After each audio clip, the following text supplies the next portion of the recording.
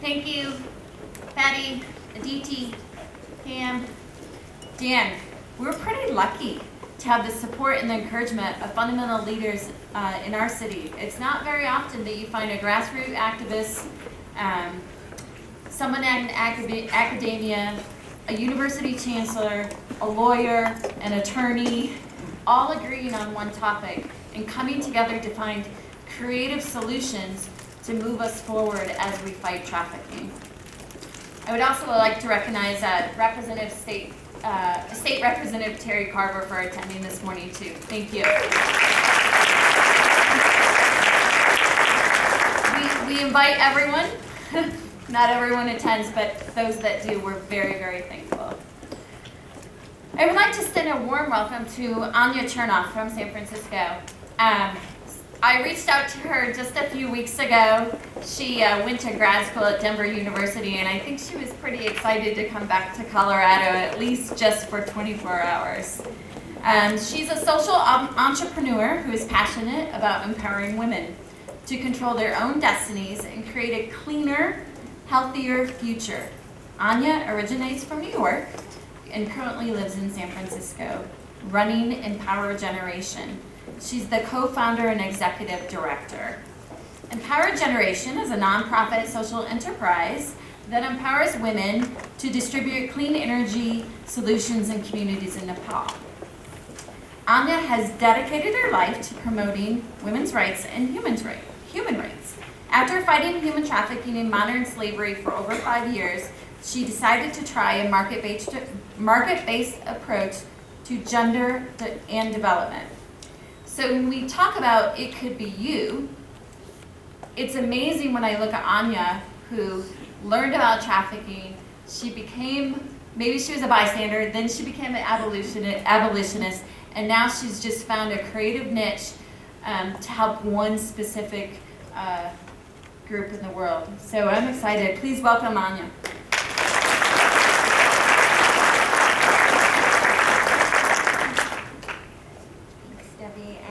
Hi everybody, thank you all for coming and thank you so much for having me.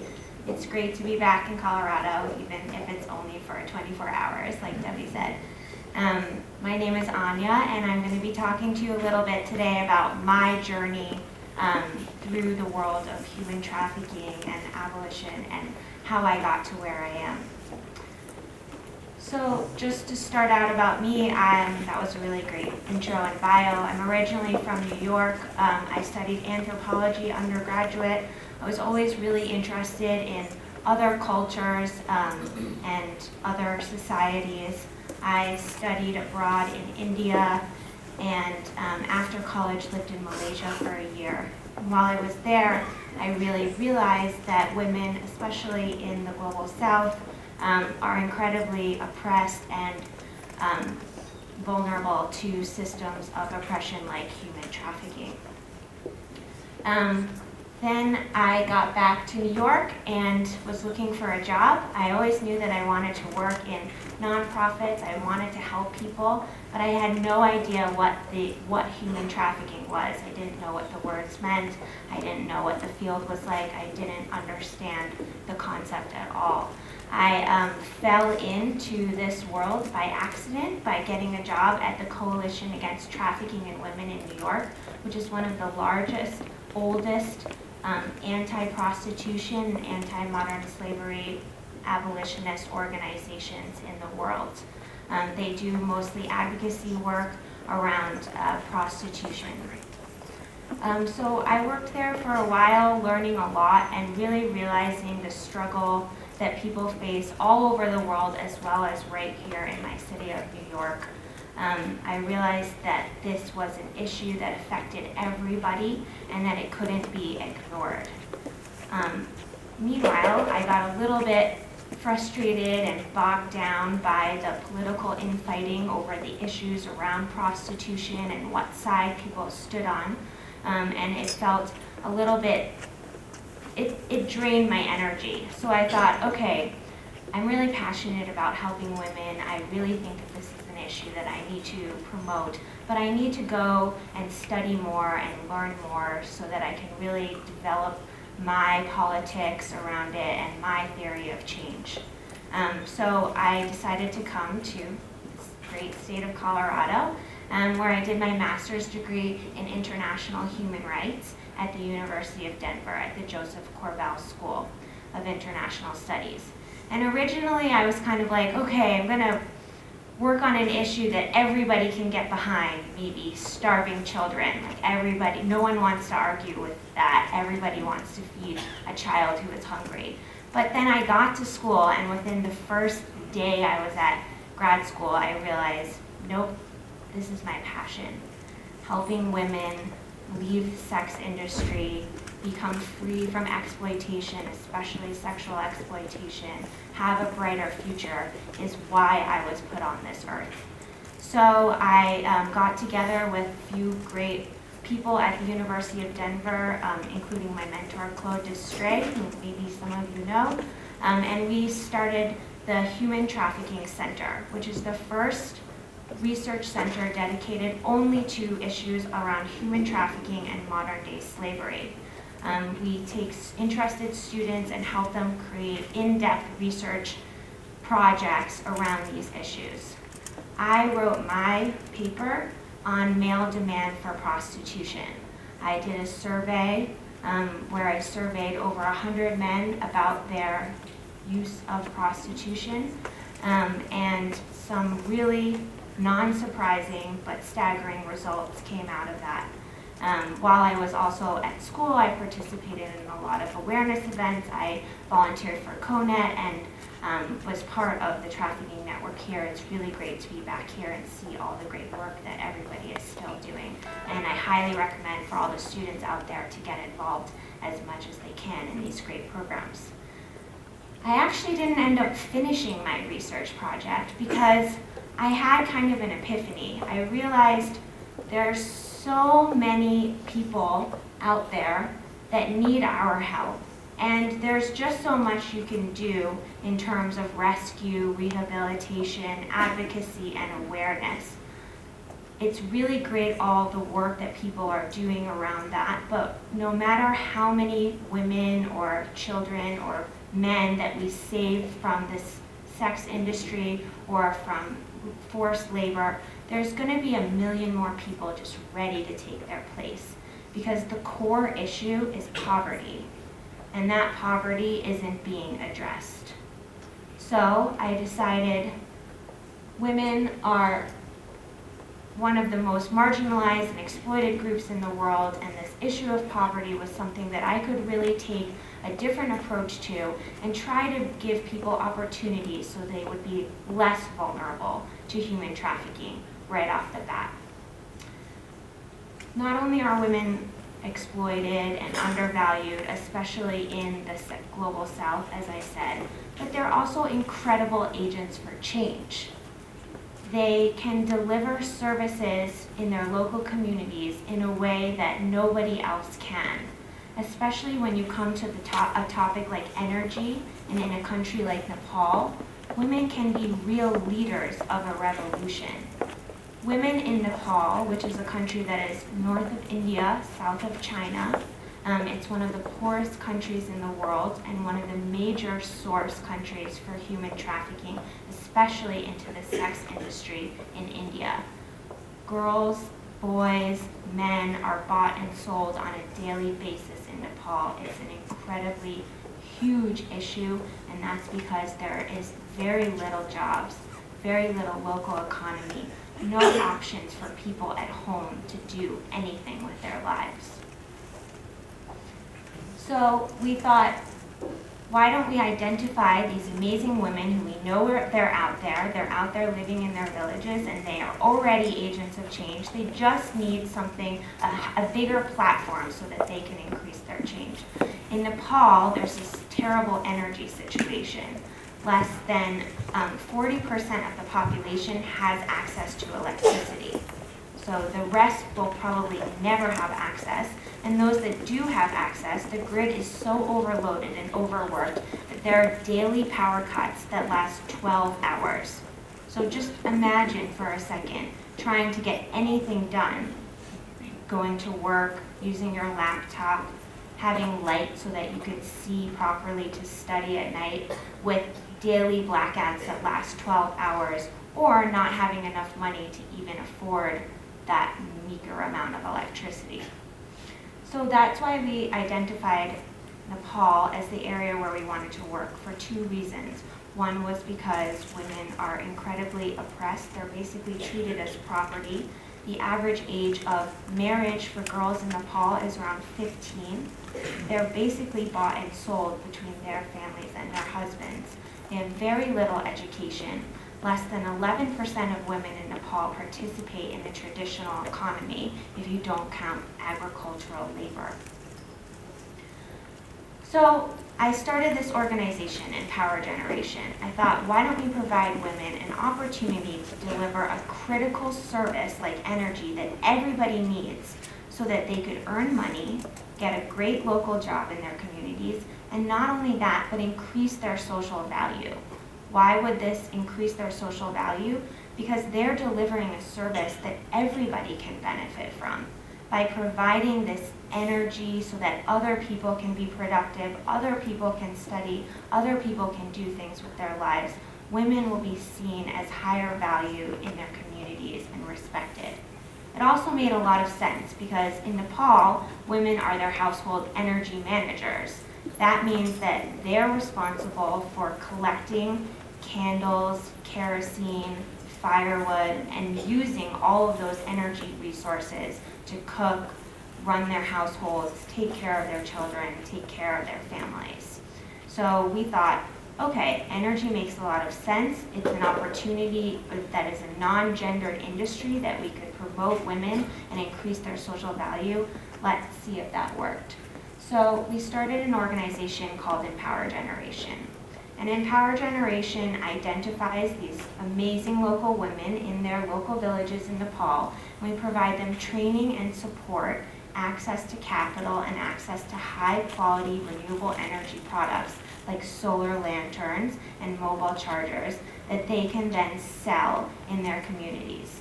These women, we help register their own company. So their company's name is in their name. It's the first time that they've ever owned something that's theirs. They employ a whole host of people in their community. And when I say people, I mean women and men. They provide job opportunities to work on commission selling these solar lights to what we call sales agents. One of my favorite things about Empower Generation is actually many of our entrepreneurs' husbands end up working full-time for their wives as sales agents because they're like, yeah, this is great. We're making lots of money.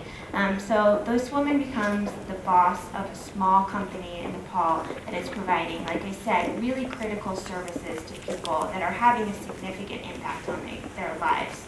The solar lanterns that we sell pay back for families in about 3 to 6 months. After that, they're saving money because they don't have to buy kerosene or candles anymore. Kerosene, which is what most people in the developing world who don't have access to electricity use for light, is extremely expensive. It actually ends up being so expensive that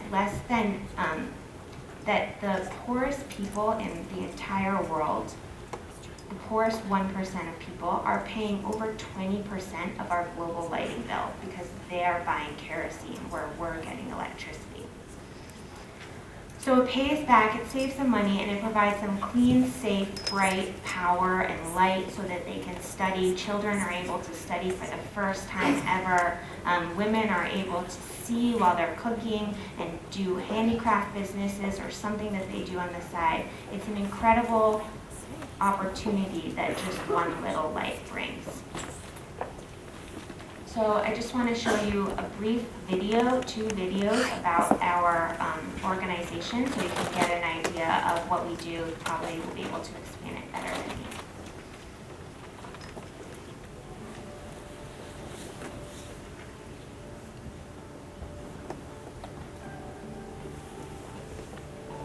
For 1.3 billion people, this is what the world looks like after 6 p.m.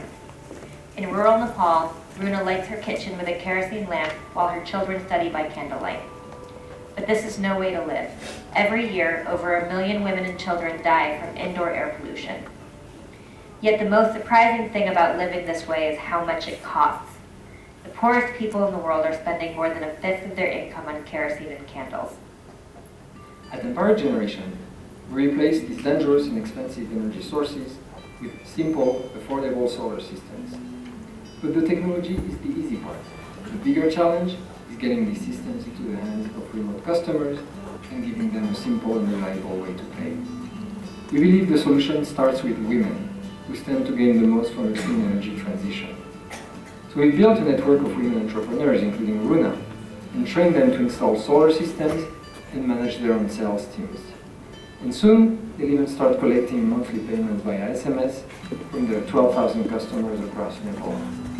We believe that our model can work in any country where women are motivated to make a difference. The opportunity is huge, and as we scale, so will our impact. So the next video I'm going to show is an example of how we recruit women to join our distribution network. We now have a distribution network that reaches across the country. We are the only women-led distribution network that is delivering these clean energy services to remote communities where they really need it. This is a women-to-women model.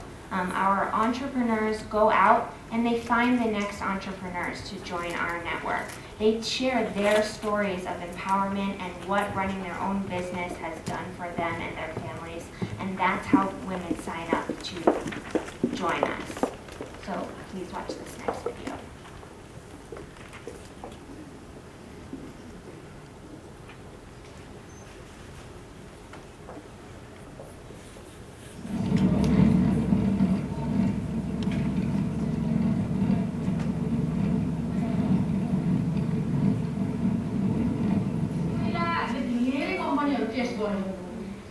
धेरै कम्पनीहरू test गर्दा यो चाहिँ सबभन्दा मन पराएको गाउँलेहरूले रुचाएको त्यसपछि धेरै दिनसम्म टिक्ने भनेअनुसारको काम गर्ने भएको कारणले गर्दा यसलाई चाहिँ हामीले दिएको र यो चाहिँ नेपाल सरकारको क्वालिटी टेस्ट पास गरेको त्यो एउटा प्रोसेस हुन्छ क्वालिटी टेस्ट पास गरेको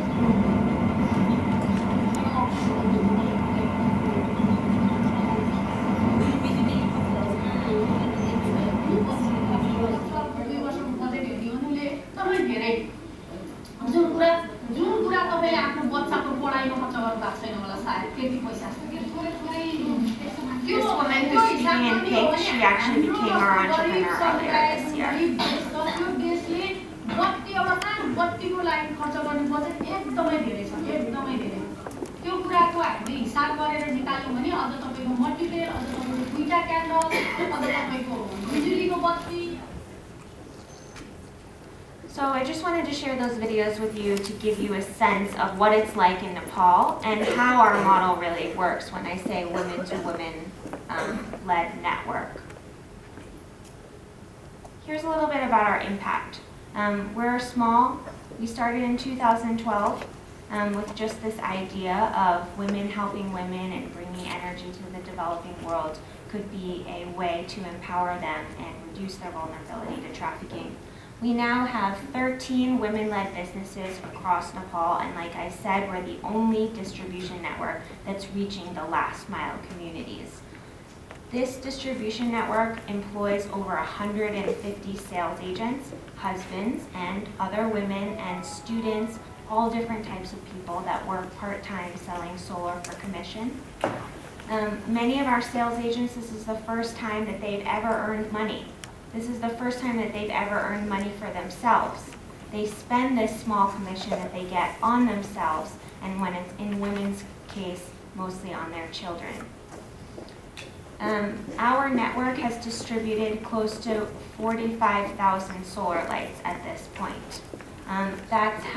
That's reached over 200,000 people, bringing them clean, safe power. And we've saved those people about $1.5 million in their energy expenses. But all those numbers are not really what's important to me. What's really important to me are stories like our entrepreneur Lakshmi here. Lakshmi has less than a 10th grade education. She is the youngest entrepreneur in our network at just 21 years old. When she first heard about Empower Generation, she really liked the idea of selling solar lights. She really wanted to be a part of this. But she had a 1-year-old son that she had to take care of. Lakshmi lives in a city that is a 4-hour flight from the capital city of Kathmandu, where we were hosting our first training. At this point, Lakshmi applied to be part of our program. We told her she's welcome to come to the capital and receive training, but she didn't know what to do because she couldn't leave her son. So Lakshmi came up with her own solution. She called us and said, "Look, I have this 1-year-old son. I can't leave him. Can I bring him and my mother-in-law? I'll forego my plane ticket and take a 2-day bus ride to get to you and bring them along, if that's okay. Can I change out the price of my plane ticket to bring them?" And we said, "That's a great idea. We love that practical solution. Come on." So her and her mother-in-law and her 1-year-old son participated in our 7-day workshop. This is the first time she'd ever been to the capital city. She's now one of our best entrepreneurs. Before she started working with us, she was, like she says, nobody in her community. She would walk down the streets and people wouldn't even look at her. Now she is one of the most respected members of her community at just 21 years old. People say namaste, which is the respectful hello, in their community. They've invited her to join management committees and women's development cooperative management committees, as well as she's now the president of her local community's microfinance group. So these are just some of the ways that women change their lives while working for us. It's not just about earning income. It's really about the respect that they're gaining from their communities, from their husbands who come to work for them, making them less vulnerable to being sold into systems of human trafficking or prostitution. Women in our network earn more than 3 times the national income in Nepal. They're going from earning less than $1 a day to earning a banker's salary in their communities. And it's not just about that. Like I said, it's really about the respect that they earn in their communities. And it's not just the entrepreneurs that get this respect. It's also the girls that we work with who are students, who are studying, like Asmita below as a sales agent. We see that the girls that are working with us stay in school longer. They're more motivated to keep going with their studies. They might not want to grow up to be solar entrepreneurs, but they want to grow up to be something now. And that's a big change. So what's next for us this year? We have some exciting things going on. This year I'm proud to announce that we're going to be working with women in the Dalit community, which are the untouchable caste. These are the most marginalized, most excluded group in all of Nepal. They're literally called untouchables because you're not supposed to touch them. These women will become our entrepreneurs. They're one of the most vulnerable groups to exploitation and human trafficking. Later this year, we're going to be partnering with some great rescue and rehabilitation centers so that we can offer these job opportunities to victims of human trafficking who have been rescued and restored back to their communities. A lot of women in Nepal, once they're rescued, don't have anywhere to go after that. They have to stay in the shelters because their communities won't accept them. They're considered damaged or unclean, and they'll never be able to get married, and they'll never be able to live a comfortable life in their communities. So we believe that by providing these opportunities of employment, providing these empowering job opportunities, we can help them reintegrate into their communities in a more sustainable way. We're continuing to grow. Like I said, we have 13 women-led businesses now. Our goal is to get to 35 by the end of next year. Right now, we employ just around 150 sales agents under these businesses. By the end of next year, we want to grow that to 1,000.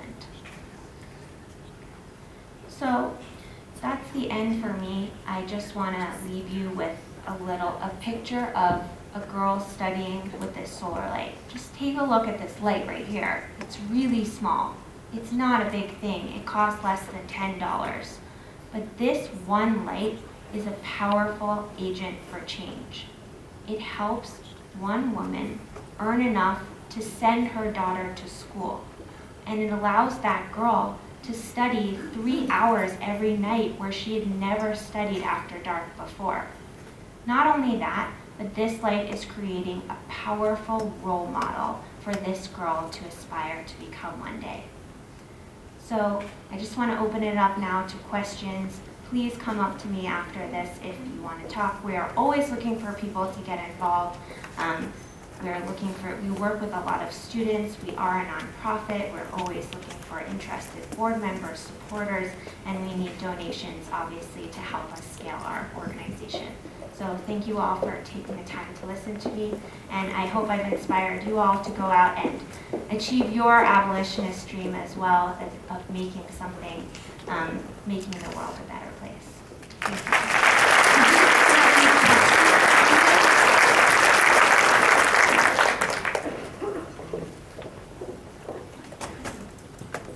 How are you funded? We're a nonprofit. We're funded mostly by grants and individual donations.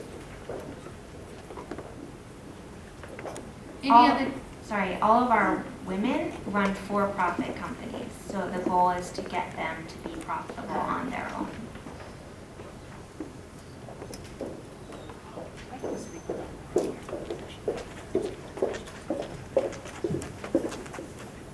The initial cost for the women to get the lights, are they given to them free then?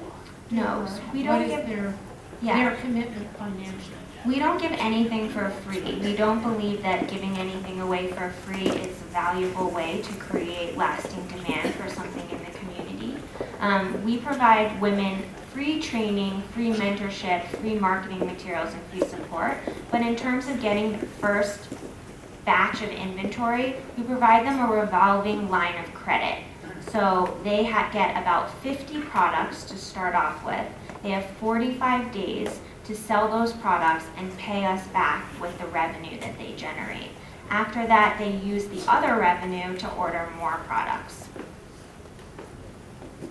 I know a young man in Calcutta who is very poor and is trying to take care of his mother with tuberculosis.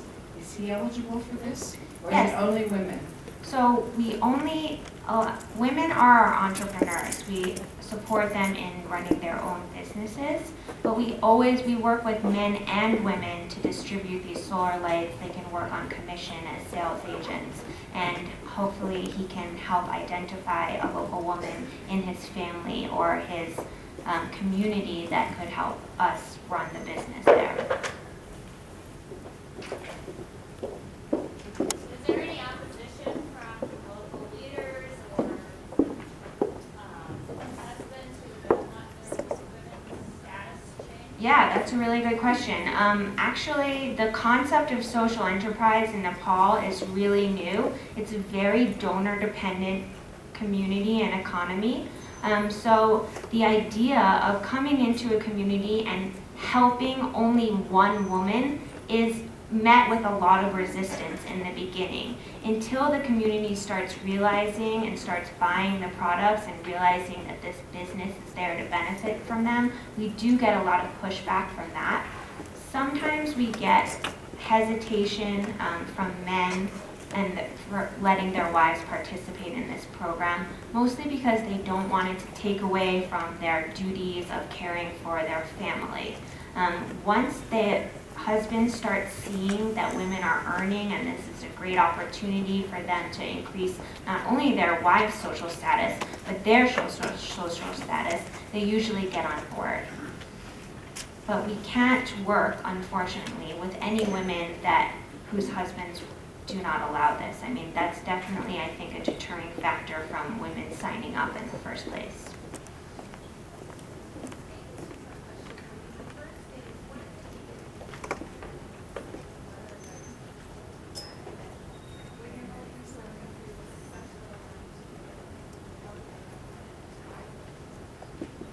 So solar lanterns that we sell, I'll answer your second. So the first question is if they can't sell the inventory, we collect it back and give it to another entrepreneur who is able to sell the inventory.